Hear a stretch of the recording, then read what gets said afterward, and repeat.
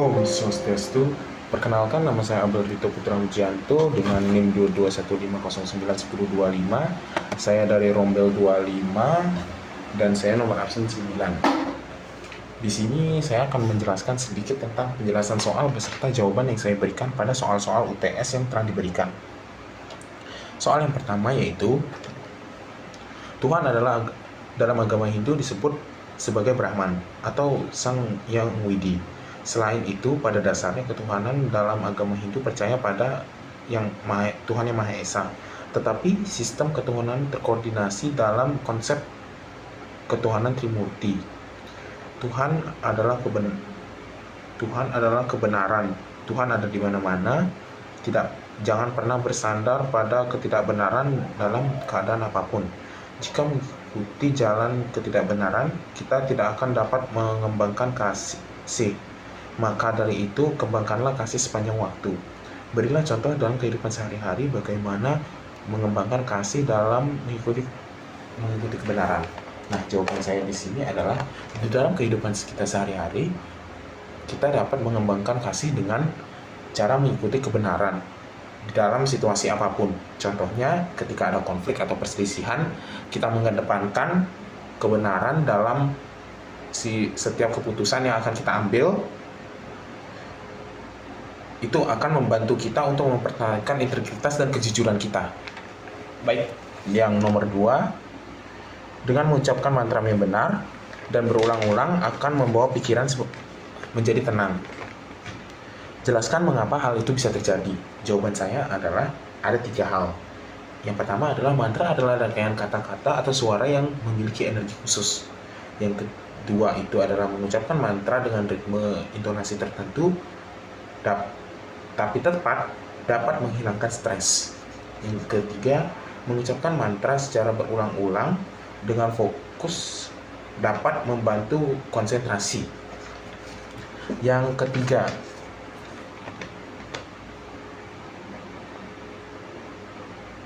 berilah contoh pengalaman hidup yang pernah Anda alami yang ada hubungannya dengan suatu renungan. Mungkin pertanyaan ini sedikit lebih ke arah masalah pribadi ya, tapi dulu saya pernah berbohong ya kepada orang-orang terdekat saya, dan pada akhirnya saya merasa tertekan sendiri karena menimbulkan masalah-masalah saya.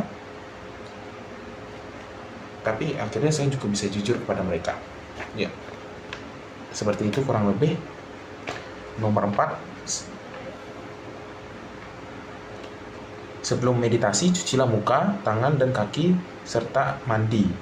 Membersihkan badan dan kotoran sekaligus membuat badan menjadi lebih segar.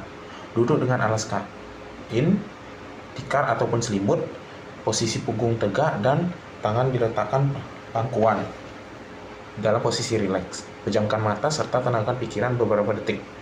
Setelah itu ucapkan mantra. Jelaskan masing-masing tahapan tersebut. Ya. Membersihkan diri itu sebelum meditasi disarankan untuk membersihkan diri dan pikiran kita agar siap melakukan meditasi. Yang kedua, menyiapkan tempat duduk. Langkah selanjutnya adalah menyiapkan tempat duduk yang nyaman dan tenang. Meditasi biasanya dilakukan dengan duduk bersila atau posisi tegak dengan punggung yang lurus dan agar aliran energi yang bisa mengalir dengan baik.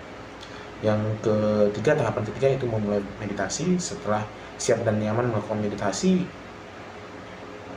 pun dimulai dengan memejamkan mata dan menenangkan pikiran. Hal ini dapat dilakukan dengan fokus pada pernafasan. Yang keempat yaitu mengucapkan mantra. Pengucapan mantra adalah hal yang paling penting. Mantra dapat membantu fokus dan menenangkan pikiran kita. Yang kelima, jelaskan mengapa yoga asanas penting dalam meditasi. Asanas memiliki peranan penting dalam meditasi karena dapat membantu tubuh kita menjadi lebih rileks dan lebih nyaman.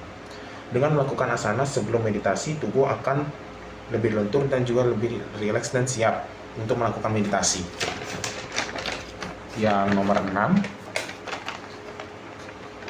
jelaskan hubungan antara yoga Surya Namaskar dan Keseh Pranayama. Berikan contoh. dan juga gambarkan rangkaian yoga namaskar. Hubungan antara yoga namaskar dan pranayama ini terletak pada penggabungan gerakan tubuh dan teknik pernapasan yang harmonis. Rangkaian gerakan yoga surya namaskar sebagai berikut: Tadasana, Uttanasana, Aswa Sacalasana, Caturaga Dandasana, Uddhava Mukha Swavasana, Astanga Namaskar, Bhujangasana, Adho Mukha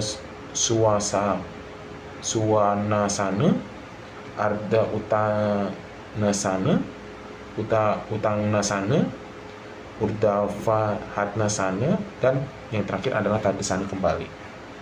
Yang nomor 7, jadi Sanghyawedi bersifat Wiyapaka yang ada di mana-mana. Jelaskan dan buktikan bahwa Tuhan itu ada di mana-mana. Buktinya sendiri itu adalah Tuhan mengetahui perbuatan kita yang kita lakukan sehari-hari. Dan juga Tuhan juga memberikan balasan berupa karma yang biasa diberikan untuk sebagai balasan terhadap apa yang kita lakukan sehari-hari. Semisal kita berlaku baik, kita akan mendapatkan karma yang baik.